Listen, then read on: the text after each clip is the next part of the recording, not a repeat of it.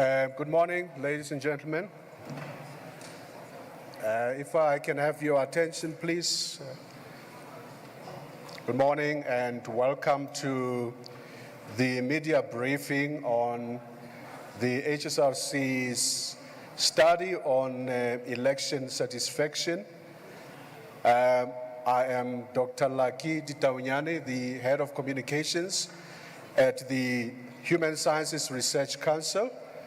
So without wasting time, I'm now going to introduce my colleagues, some of whom will be giving us the presentation this morning. And immediately to my right, we have Dr. Benjamin Roberts, who is the Research Director in the Developmental, Capable and Ethical State Division at the HSRC. And then to his right, we have Professor Nania Bola Miller, who is the Divisional Executive of the Developmental, Capable and Ethical State Division at the Human Sciences Research Council. And then to the extreme right, we have Dr. Ngapeli Mkunu, who is the Senior Research Specialist, also within the DCS at the HSRC. So basically, we are going to take you through a presentation on the survey that was conducted on Election Day on the 29th of May 2024. And obviously, after the presentation, we will give you an opportunity to ask questions. So without wasting time, let me then give over to Dr. Ngapeli to start with the presentation. Thank you.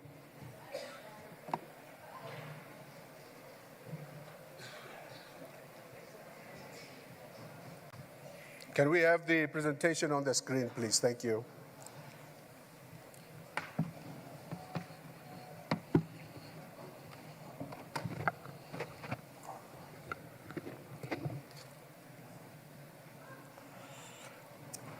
A very good morning.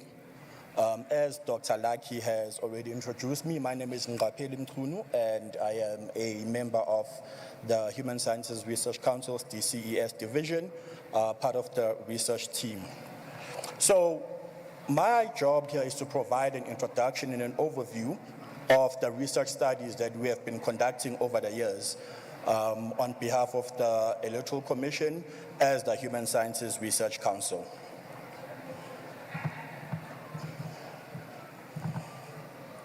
So one of the key measures of a strong election management body is its ability to make decisions that are based on empirical evidence. And this is something the Electoral Commission has attempted to do over the years.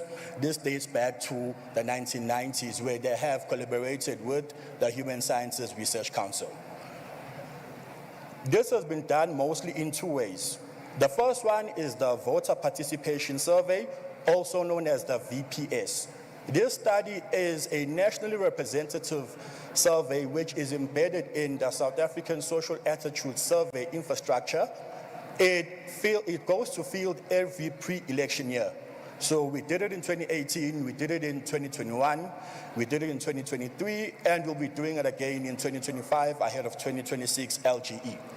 So far, we have got over 23,000 fully completed household representative surveys which were collected as part of this VPS study. We then have what we call the voter's voice. This is the election satisfaction survey. This particular survey takes place on election day across 300 voting stations across all 9 provinces in our country. Up to date, we have about 118,000, and when we checked the numbers in the morning, we had an additional 13,000 fully completed. So that takes the figure up to 130,000 fully completed interviews where the Human Sciences Research Council is able to measure and assess the voter's voice on election day across South Africa. So on the 29th we went to our 7th national election. We also how the elections unfolded across the country, and the Human Sciences Research Council had a team of researchers all across the country. The purpose really of the survey is to ensure that we capture the views and opinions of voters. We all know that there will be observers, there will be key stakeholders, but one of the most important key stakeholders would be the voters who would have gone to cast their votes on election day. Some of the key questions we asked is whether or not citizens or participants felt that the elections were free and fair, amongst many other questions we asked, including, of course, many related to operations and general satisfaction with voting procedures. Now, from a methodological standpoint, I had already discussed that the ESS is through 300 voting stations across the country. These voting stations were sampled quite carefully, working together with a team of statisticians and other research methodology experts. The realization rate of Wednesday's survey stood at 88%, and our margin for error stood at less than 1%. With that, I'd like to call onto the podium my colleague, Dr. Benjamin Roberts. Thank you.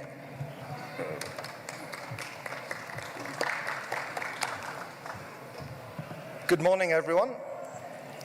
So I'm going to run through just a series of graphics speaking to some of the main findings coming from the election satisfaction survey of 24. This graph that's currently on the screen compares 2019 in the blue bars to 2024. It shows the distribution of interviews, those 13,155 that Peli spoke to, and it shows the distribution across different time categories on election day. So you can see that 22% were done in the first few hours of election day, between 7 and 10:30. Another 30% were done between 10:30 and 2 o'clock. 34% were done between 2 and 5:30, and 14% were done between 5:30 and closure. Next slide. We asked them, when did you finally decide to vote in this national and provincial election? So we're again comparing 2019 to 24. 73% had made up their minds to participate more than 6 months prior to election day. 15% between 1 month and 6 months prior to election day, 6% in the last month, 2% in the last week, and 4% on election day itself. So the distributions haven't changed that much relative to 2019 and indeed some of the early elections that we've surveyed.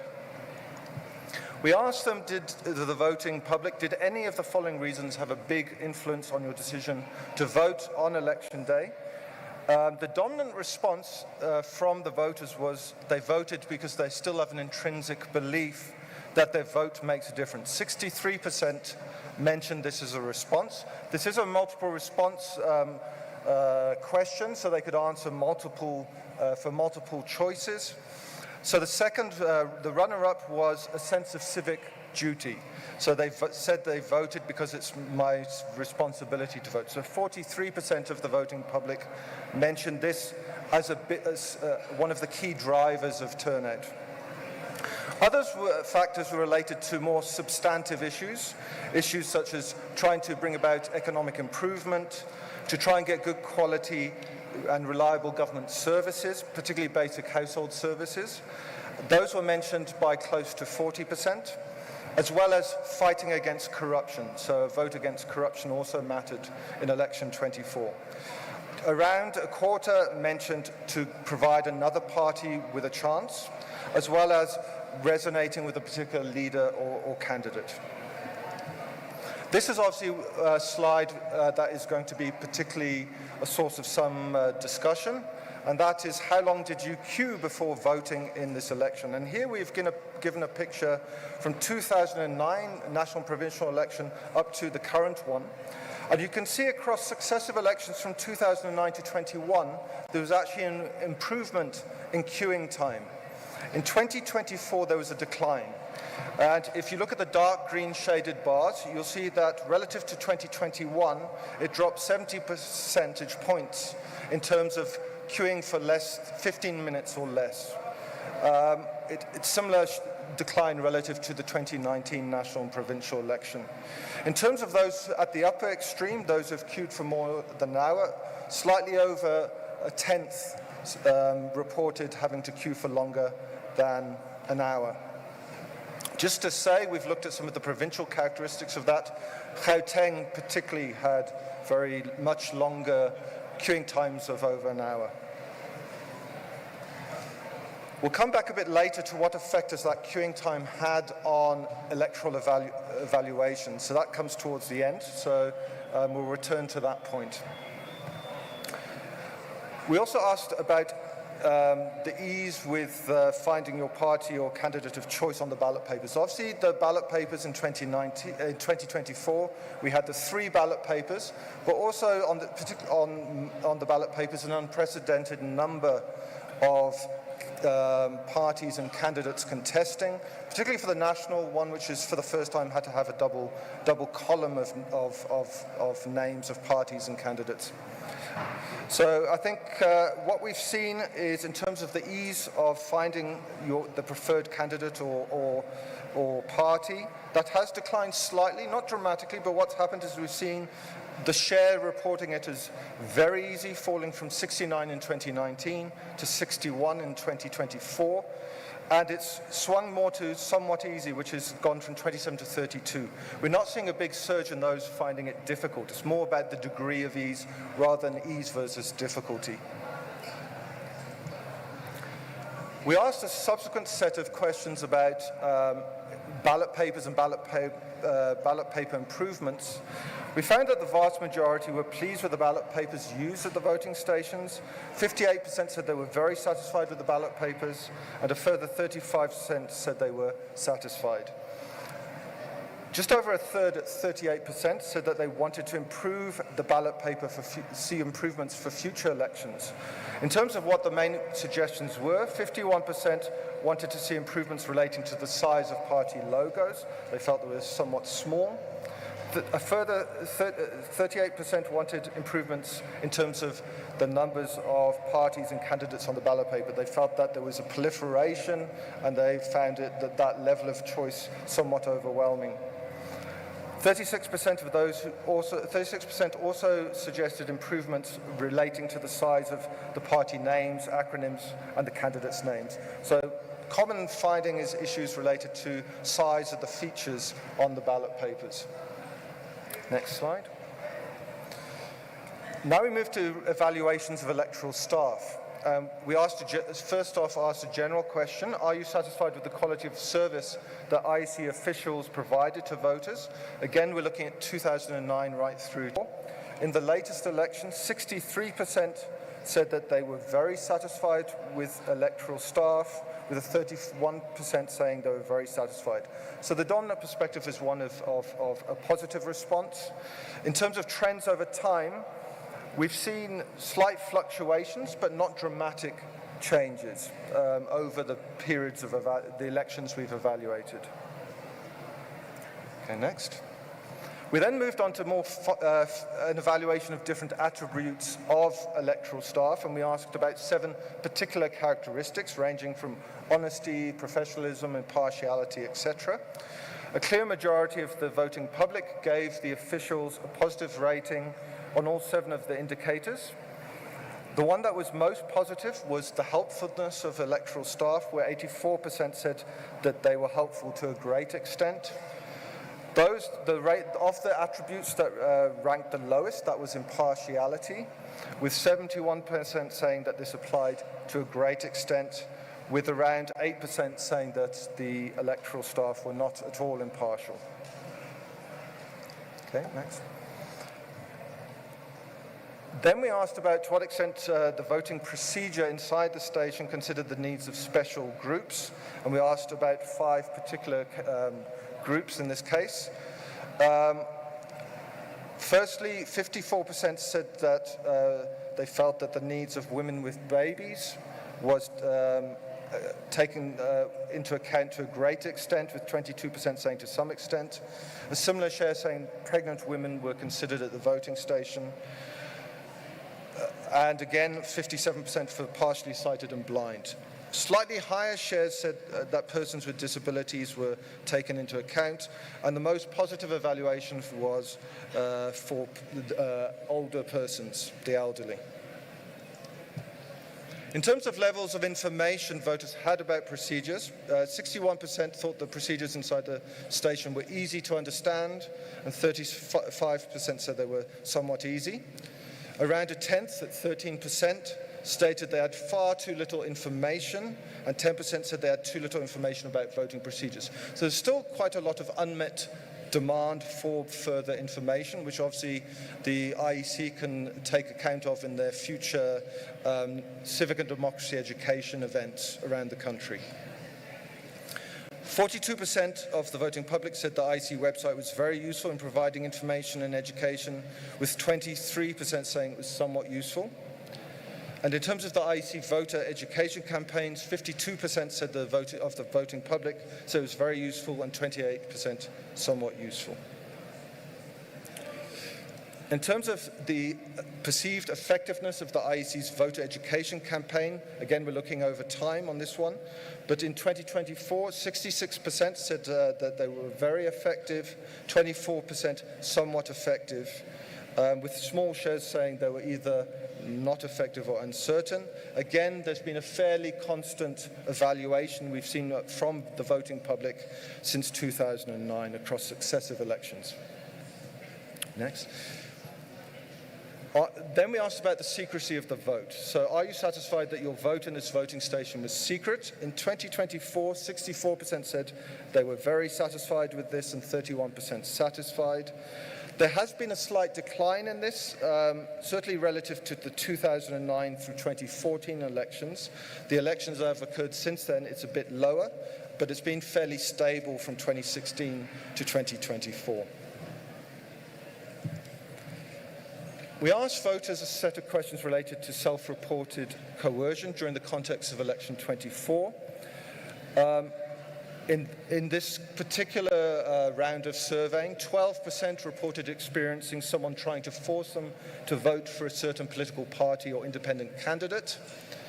9% reported that this happened before election day, and this, they said, was perpetrated 4% by party agents and 4% by friends and family as the dominant sources of this particular attempt to coerce voters. 4% occurred while they were queuing in lines, and again, the dominant responses were party agents at 2%, 1% friends and family, and 1% other voters. 2% said that some form of attempt at forcing them to change their vote happened inside the voting station, and the dominant responses here were, again, 1% party agents, 1% family and friends. Election officials were barely mentioned as a source of electoral coercion, less than 1% across all the different locations of attempted force. Of those that reported coercion, 73% reported that it had no bearing on who they ultimately chose to vote for on election day, but 25% said it did, and 2% were uncertain. So this translates, the 25% that said it did, translates into 3% of the voting public, which ultimately reported changing their vote due to some form of pressure. Okay, next one. So in terms of vote counting, we asked, how confident are you that the vote will be accurately counted? And again, comparing 2019 to 24. Here we've seen quite a drop in those saying that they're completely confident their vote will be accurately counted. It's dropped from 60% to 45%. Again, it hasn't swung to the negative end of the scale. It's a thinning out of completely confident and moving mainly into very or quite confident categories. But it does represent a substantive change relative to the last national and provincial election. Next. So now we move on to the evaluations of the freeness and fairness of elections, and we're again looking over time. In election 24, 92% said that the election procedures were unequivocally free, with small percent saying yes with minor problems and an even smaller percent not at all.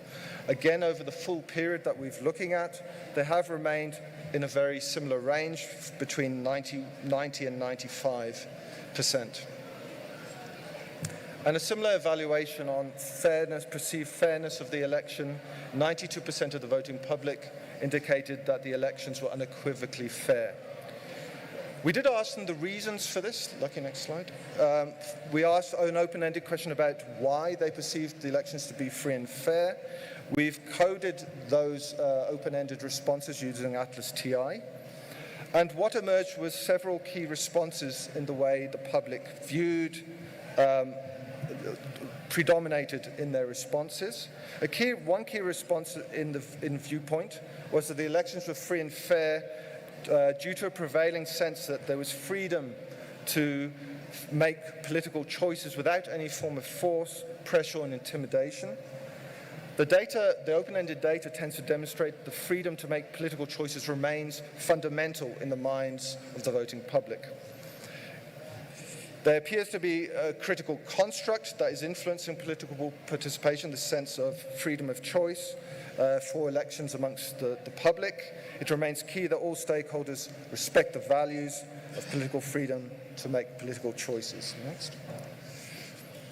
These have been coded into thematic concepts that inform judgments. So again, a high premium is placed amongst the public in their responses on the value of having the political space and being free from intimidation and to make their political choices as they see fit. The right to make political choices freely is a key value held by the South African voting public.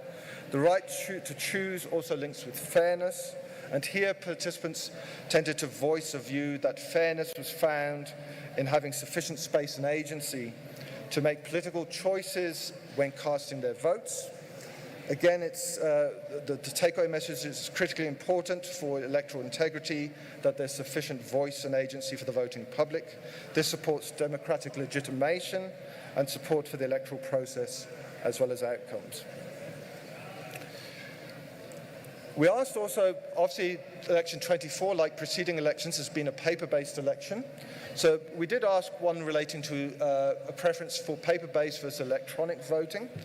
So we asked voters, would you support or oppose replacing paper ballots with electronic voting machines at voting stations? We've analysed this by the time of day, but it was fairly invariant to the time of day. And what we found is that 29% strongly support moving to electronic voting.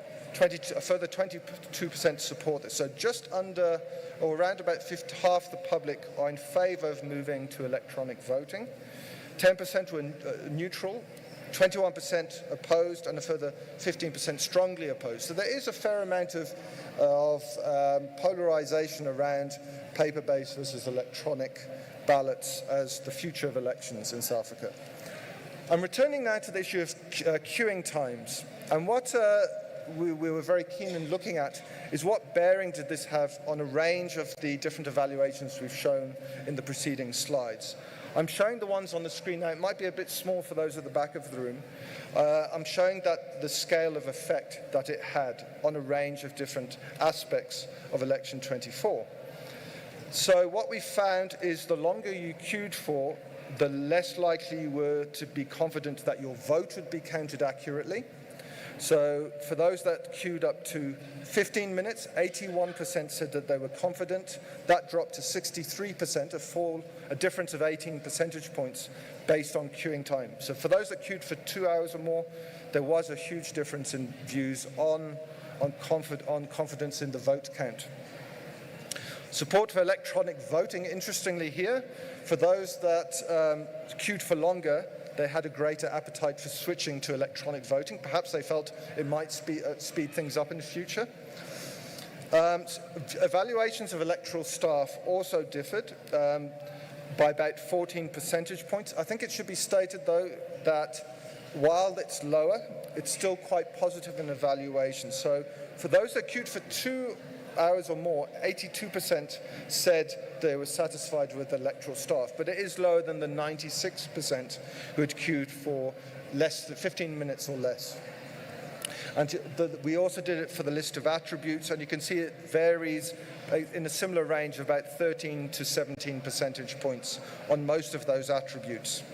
Trust in the Electoral Commission, that one varied by about 13 percentage points. So for those that queued less, 15 minutes or less, it stood at 87% voicing trust in the Commission, but again, it falls progressively as you queued for longer.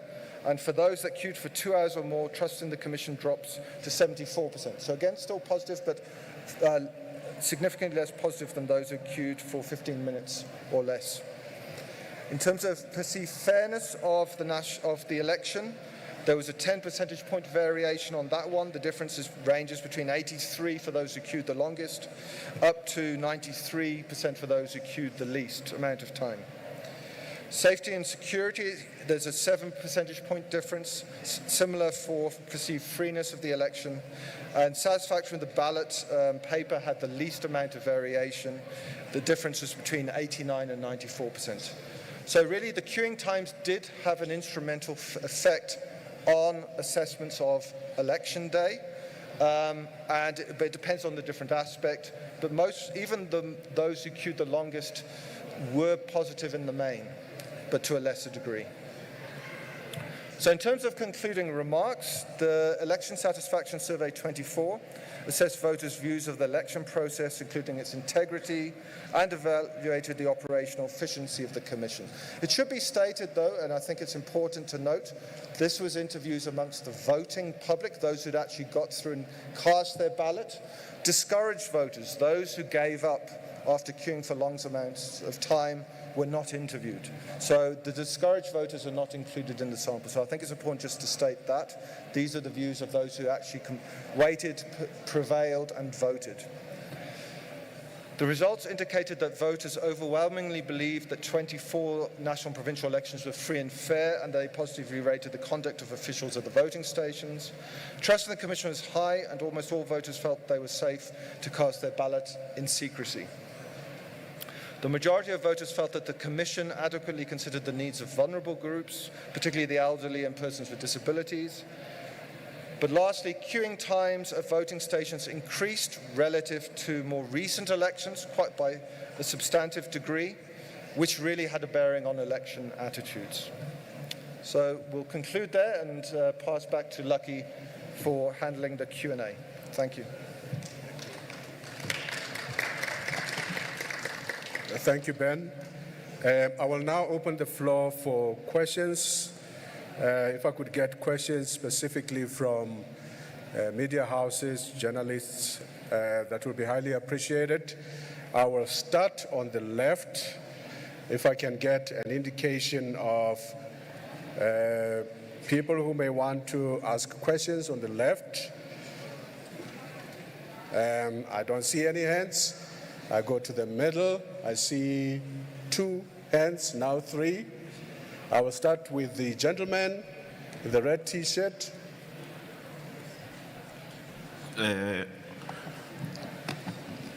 My name is Norman Masungwini from City Press newspaper.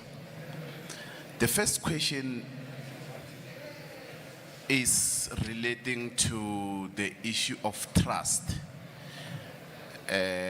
on the Electoral Commission to deliver the free and fair election.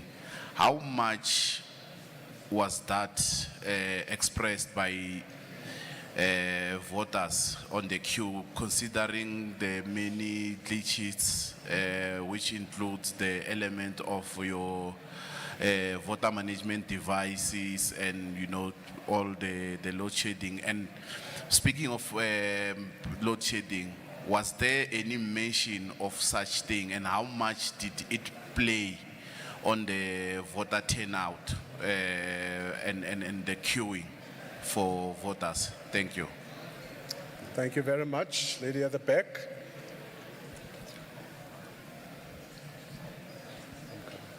Thank you very much. Kenny Mapanga from SABC News. You spoke about the translation of 3% of all voters who changed their vote when you spoke of coercion. If you look at the 2024 national and provincial elections and how crucial this election is, as well as how every vote counts, does this have any impact on that assessment? Then, of course, what I wanted to find out is more of an understanding as to when you pick that sample. So there's 300, and then you picked randomly selected 50 out of those 300 voting stations. A lot of people have a difficulty with understanding polls or these types of research as to how that will be representative of all these millions that have turned up to the polls. Please could you give us an understanding as to how that representation, rather, is present when you sample in this manner? Thank you. Thank you, Kenny. Yes. Christian de Plessis from Netwerk 24. I just have a question on the waiting times. Can this be taken to be a true reflection of the waiting times, considering that you didn't survey people who left the queues? Thank you. I'm Itumeleng from The Citizen. I'd like to find out, could we compare the queues to those in 1994? Is it safe to say that they were just as long? And I'd like to ask about the electronic issue. So the people that have issues moving towards electronic voting, were they mostly in urban areas or rural areas? Thank you.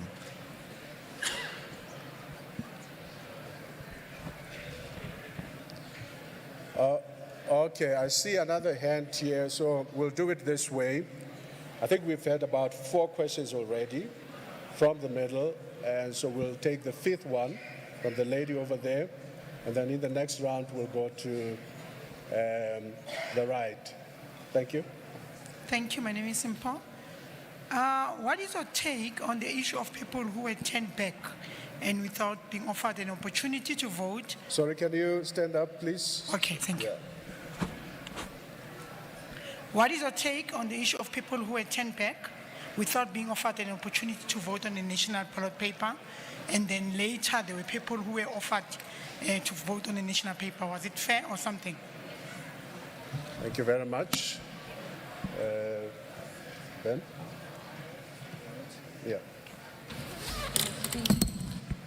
Thank you very much for those questions. I'll start with the issue of trust. So trust in the Commission is actually, amongst the voting public, is very high. It's in the, well into the 80% range. I know your question was about the relative impact of VMDs, load shedding, etc. So that really doesn't come through that strongly in the data we've collected particularly. I think obviously it would come through in queuing time reports and obviously in this open-ended responses around freeness and fairness. So it's not coming out as a dominant response in what we've collected. I think some of the other surveys that are post-election surveys may capture some of that discontent. But it's certainly of the voting public, the trust in the Commission remains dominant. The other thing I want to state is Dr. Mchunu mentioned the 2 surveys we do. One is a pre-election survey, and one is which is of the whole voting age population, and the other one is the election day view experience, which is the views of just the voting public itself. In amongst the general public, trust in the Commission has been declining, as it has in most core political institutions over the last decade and a half. Although the IEC does remain one of the most trusted institutions in the country. But obviously the voting public the trust is much higher. And that's probably for 2 dominant reasons.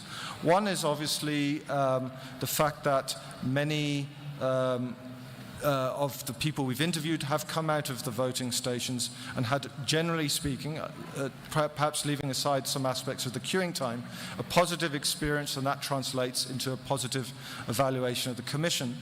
The other one is that for many South Africans, the predominant response to unhappiness with the functioning of the political system is abstention. It's not electoral turnout.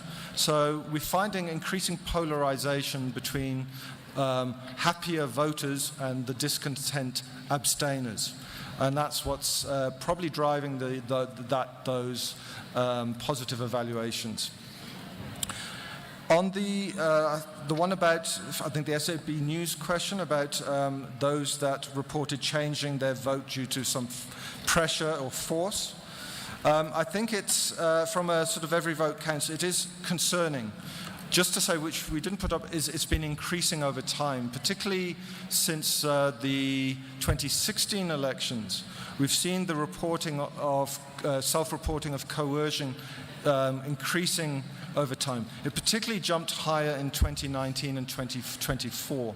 So it's something that we really have to watch out for. Just to say that it's happening predominantly before election day in households, in communities, that forms of pressure. But it is something that we do need to worry about because it is translating into 3% of change relative to what they might have voted for on election day. So it is something that we all as concerned citizens need to monitor and be wary of. In terms of, there was a question that SABC News also asked about methodology. So this is as Dr. Mchunu again in his introduction said, this is a random sample.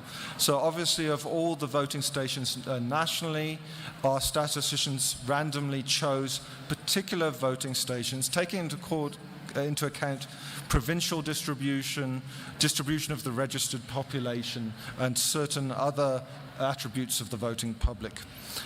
Once the data is being collected, it is then weighted to make sure that it is representative of the voting population, the statistics we have from Stats SA. So it is designed, although you may think, well, it's only 300 out of the 22,000+ voting stations, it is designed to be properly representative.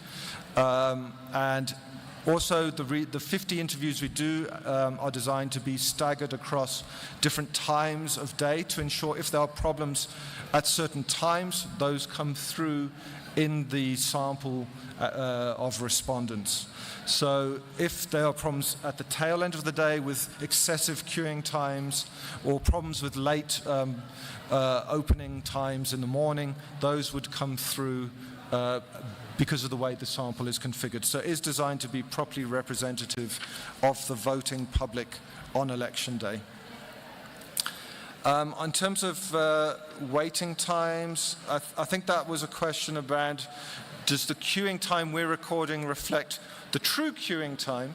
I think, as I said, we don't interview discouraged voters. So those who may have given up will have left, but for those that persevered, even if they waited many hours, like 6+ hours, would be included in the sample. So I think it is a fair reflection, and that's what's coming through on that increase. We are still to release, after today, a more in-depth analytical report for the Commission, and which will give a whole range of breakdowns on where were the queuing times and how are they different across different geographies and so on, and that will give you a sense of the scale of variation in some of those queuing times, because there were big differences between rural and urban stations in many cases. So those will be coming once we've processed that, produced that fuller report. In terms of the citizen, in terms of queuing times relative to 94, we weren't surveying in 94, so unfortunately we don't have evidence, survey-based evidence on the average queuing times going back that far. Just to say that obviously it's the upswing we've seen is a significant one. It's the highest one we've seen since 2009. So certainly the highest we've seen in 15 years, quite a, 15 years. Whether it's higher than in 94, difficult to say. I doubt it. I mean, I was old enough to have voted in 94, and certainly based on observations from that time, those queues were particularly long, but that's more anecdotal than empirical. The urban-rural split, the citizen also asked about the urban-rural split. I didn't hear the latter part of the question. I assume it's in terms of queuing times again, and that's something that we'll certainly publish in our more detailed report to come. There was a Another question about, I think it was the last one, which was the impact on people that were turned back without being offered an opportunity to cast their ballot. I think the Commission can probably respond best to that. They are going to have a media briefing later today, and I think that's something that they're best placed to answer. Certainly when we do the 2025 pre-election survey ahead of the 26 election, we'll be asking the general voting public more because of the experience of 24. We'll be asking more about queuing and being turned and not getting to cast a ballot because of giving up and being discouraged. So we'll be able to find out more with a retrospective evaluation with the next VPS, which is happening in 2025. Yeah, I'm going to hand over to my colleagues to see if they wish to add. Thank you very much, Ben. There are just a few things I could perhaps emphasize so that we understand the context of this particular survey. This is not a survey of the South African population in general. Thank you. It is a survey of people who cast their vote and exited the voting station. And that's where our field workers were, and that's where they were interviewed. So we do not know what people sitting at home who were abstaining or were discontented, we do not know how they felt on election day.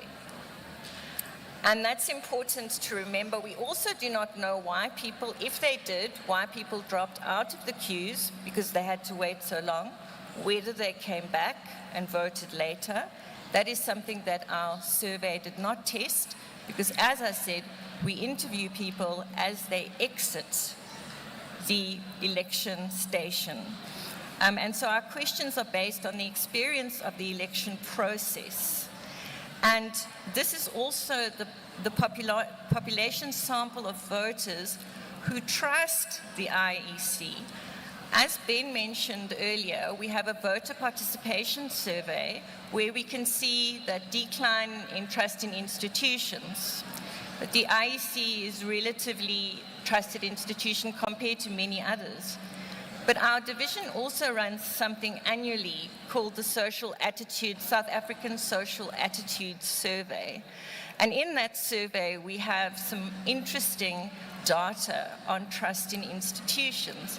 But this is we interview household survey of people 16 years and older, and it's representative of that population, not only the voting public. So I just wanted to emphasize that fact, and that we cannot speak about what we have not ourselves collected, the data that we have not ourselves collected. I was interested in the question about the long queues versus in 1994. It appears that the queues were quite long this time around, more because of failure of devices and things like that, the three ballot papers and so on, and not necessarily the numbers of people who turned out.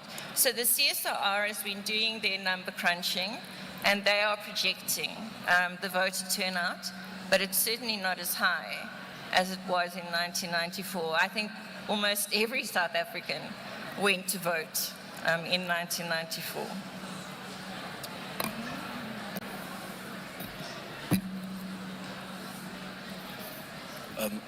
Thanks, Prof. Nanya. I just want to touch on the trust factor.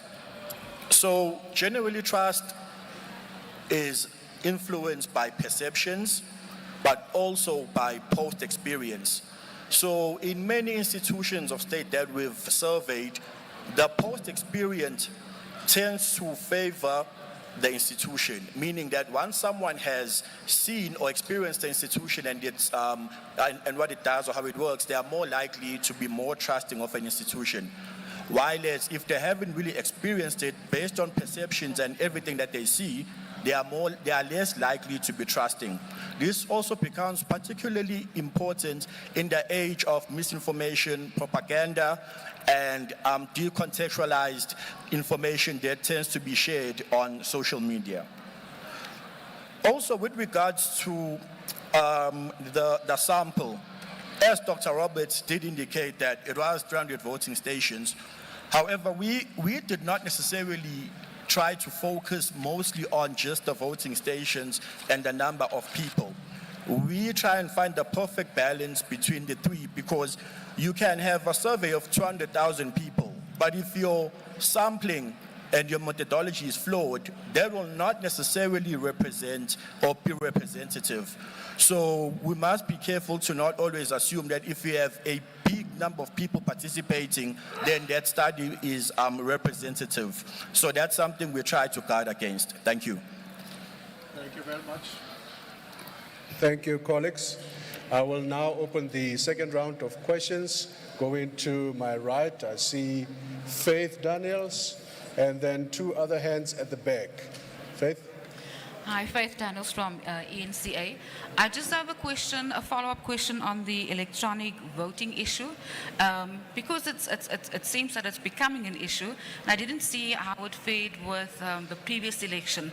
Is that something of concern that you would think that the IEC should pick up and sort of discuss as a matter of urgency?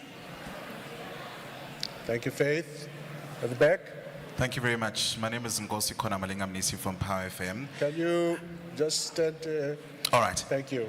Thanks very much. I've just got three brief questions. The first one relates to whether or not you'd consider extending the size of your sample in future, because one could perhaps argue that 300 voting stations compared to the thousands that we have across the country is a drop in the ocean. So is that something in the future that you could potentially look at? The other question relates to, did you perhaps ask those that you engaged, just in terms of the introduction of the third ballot, particularly it being new in metropolitan municipalities, and perhaps what were some of the responses that you received? And then just as a question of interest, this is something I observed, were there any individuals that you engaged that spoke about their vote being influenced to some degree by being transported in vehicles that were branded, you know, in colors of certain political parties? Thank you very much. Thank you. Thank you so much. It's Naomi Kobe here from YFM. I just wanted to ask, an issue of clarification on the Section 24A application. In terms of the interviews you had conducted following, the elections, I suppose what was the sentiment you were getting from voters there, especially, we are hearing there was some difficulty with people being able to participate and vote this year with regards to that. Thank you. Thank you. Okay, I will allow the panel to respond to the questions, and then after that, we will quickly open the last round of questions for you. Thank you. That's not working. Yeah. Thank you. I'll start with Faith's question from ENCA. In terms of electronic voting, it is being taken seriously.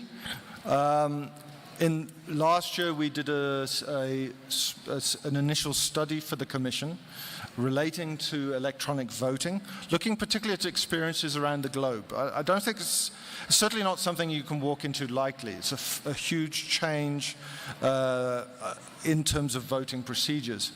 And it would require quite a few years to actually pilot, look at those experiences, and before it is decided whether or not to fully adopt it. We are currently in this conversation with the Commission about, and with the plans are over coming months, to prepare a discussion paper on electronic voting as the basis for a potential green paper on electronic voting. So that's something that will obviously be used as the basis for quite widespread consultation with different stakeholders around this. and we will see where that goes. But I think it's also something that the Commission would probably wish to engage with around responding to from their perspective, views on electronic voting, but they have commissioned this second part of work about the development of a discussion paper. Just to say, from the surveying that we've done, including in not just this survey on election day, but particularly our voter participation survey pre-election, we do ask quite a few questions around attitudes towards electronic voting, and there is still quite a lot of skepticism amongst the public. So there is this division amongst the public about whether or not it would be a good thing. That includes amongst the youth, people that people may think ordinarily would be pro-conversion to electronic voting. So I think there's certainly views around its, that favour its adoption around convenience, etc. But there are also concerns that it brings around issues of security and so on, and probably aspects about reliability. And I think it may be that the experience 2 days ago with the VMDs might also serve as a polarizing aspect in terms of propositions around the introduction of electronic voting. But that's something we'll have to look into, and it's something that would probably come up in the consultations and dialogue around any decision to move towards electronic voting. On the Power FM questions, the questions around sample size and 300 stations, I think it goes back to the points raised by Dr. Mchunu again around the fact is this is a representative survey of 300 voting stations. The responses have a margin of error of the 13,100 respondents of less than 1%. You could expand size, but it wouldn't improve, you probably wouldn't see much of a difference because it is designed to be representative. So adding more stations will not materially change findings because it is designed to be representative. On the 3 ballots, we had this discussion in the lead up to the election day with the executives from the Commission about whether we should explicitly ask about the 3 ballots. We ultimately didn't because we wanted it to be, we didn't want to prime them. So we wanted them to spontaneously mention whether having 3 ballots represented a challenge in terms of the usability and effectiveness of voting. So we did have an open-ended question about why the public was satisfied or discontent with ballot papers in NPE 2024. I must confess we're still to analyze in depth that open-ended content, and it will form the basis of our more detailed analytical report. So we'll be able to determine from that whether 3 ballots did represent a challenge for the small segment that were unhappy. As you saw from the statistics, the large share were actually content with the ballot papers and found them easy to use. So there's only a small segment that were discontent, and we'll see if those did mention the fact that there were now 3 ballot papers with many names of parties and candidates on them as a challenge or not. The question around vehicles branded by party colours, that unfortunately is not part of our surveying, so we can't comment on that. Over to my colleagues. Thanks. Oh, the section 24. Thank you very much. We do not have data on the Section 24A issue, probably because most people were affected to the extent that they ended up not voting. And we cannot make any predictions around that, and we have no data as to how many people were affected by the Section 24A issue. But it is a serious one, and we are aware of the fact that there were problems, but that is just from the media and not from our research. I also want to emphasize the fact that we have started looking quite seriously at the issue of e-voting, although the South African public is very divided on this issue. But what was interesting was the longer people queued, the more in favor of e-voting they were. So they obviously think it'll speed things up. But in other studies, we found that people are a little bit nervous about e-voting. And then again, the sample size, as Ben said, we could have, interviewed many more people, and we would probably have come out with the same results, because we have statisticians working with us, and we do science. So that is how it works, weighting of the data, the accuracy of it, and the fact that it is representative of the voting public. Perhaps we can have a more technical conversation later. Thank you very much, colleagues, Dr. Roberts and Professor Nania Bolamila. I'm now going to, in the interest of time, just take one or two more questions, and then we close the session after that. Starting from the left, if there's still no one from the left, I will take the question from Mr. Masuku, and we'll close after that. Thank you.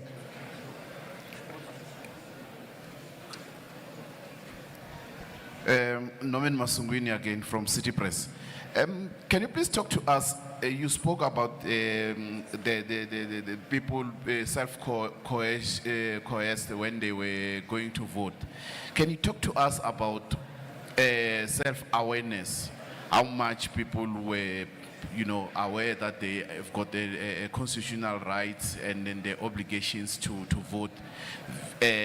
Also on the issue of, or vis-a-vis the issue of the political parties' presence, personalities, and manifestos, manifesto launch. How much did that persuade people to go out and vote? Thank you.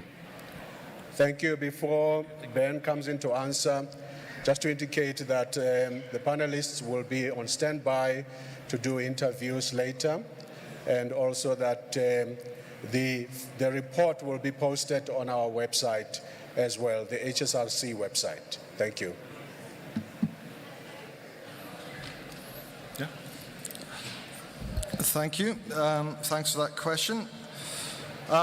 In terms of how aware they are of their rights and obligations to vote, I think citizens are quite aware of that. As we saw, one of the dominant reasons people turn out is because of that sense of obligation. So I think it is quite deeply embedded in South Africa, and people are aware of that. In terms of the relative influence of manifestos, etc., in influencing people to turn out and vote, that we don't really have evidence on. I don't think we can actually really comment on that particular issue. I'll hand over to colleagues if they wish to reinforce. Thank you. Just the issue around the duty to vote, or the sense of duty to vote. Most certainly, if you go to a station and you stand in a queue, you really feel that it is your civic duty to do so. Of course, if you're at home and you're abstaining, you do not believe it is necessarily the thing that you need to do for yourself, and it is a valid form of protest. But in the South African Social Attitude Survey, the data from 2023 told us that the general South African populace, aged 16 years and older, of them 70% believe that we have a duty to vote, and that we should vote. However, when we ask if people believe that their vote counts, that their voice counts, there's a drop. So there are far less people in South Africa who believe that their vote counts. They believe that democracy is right and we should vote and there's a duty, but when it comes to whether it actually counts, we have a much lower percentage.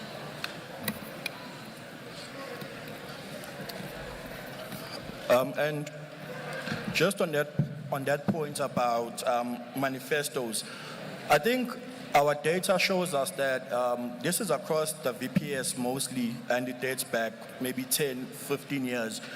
South African voters tend to be abstainers if they are unhappy with the party, hence the higher turnout we've seen in the past couple of years. So we do not have any evidence of manifestos influencing potential turnout. What we have seen in our data is that South Africans are more likely to just stay away rather than either give a party another chance or another option, which of course involves or revolves around going to vote. Thank you. Thank you very much, ladies and gentlemen. That concludes the proceedings. Thank you very much.